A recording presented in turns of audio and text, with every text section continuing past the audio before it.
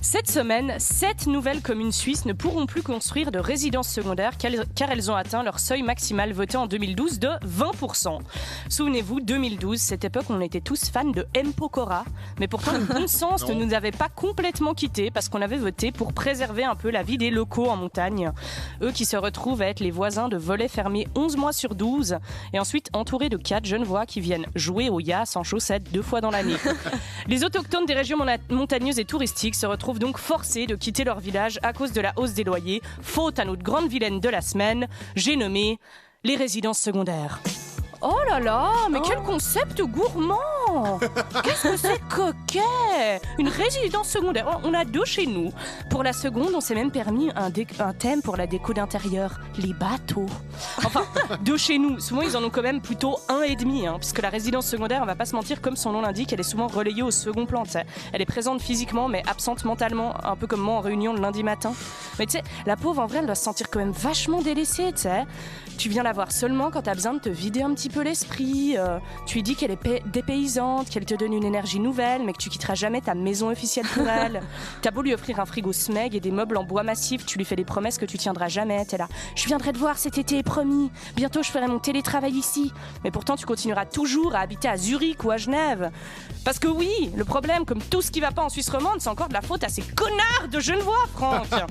Bon, en vrai, je comprends, hein. Je me dis, tu vois, si je me mets à leur place, si un appart sur 2 à Genève était occupé par des Valaisans qui se pointeraient un week-end par mois pour profiter de la saison des embouteillages, qui bloqueraient tout le marché immobilier parce qu'ils veulent se ressourcer un peu en respirant le grand air pollué de la ville, on serait les premiers à péter un câble, non? D'ailleurs, vous trouvez pas ça marrant, vous, que ces gens qui ont besoin de multiplier leurs possessions comme ça avec plusieurs maisons ont souvent pourtant besoin de posséder qu'une seule veste? Une petite doudoune bleu marine, voilà, pour toutes leurs activités, le ski, l'apéro, le conseil d'administration, le match de hockey sur gazon de leur fils, l'achat de leur nouvelle paire de chaussures à pointe.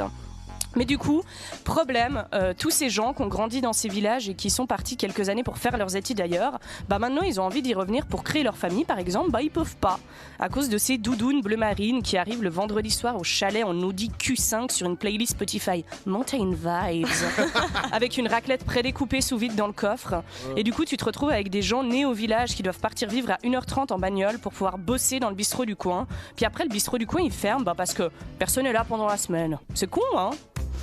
Bon, par contre, je dois avouer que là-dedans, je suis quand même un petit peu du côté de ceux qui achètent des résidences secondaires parce que c'est quoi notre problème à toujours vouloir revenir sur les lieux de notre enfance pour faire notre famille? Pourquoi on veut absolument leur offrir leur même enfance qu'à nous? C'était si bien que ça?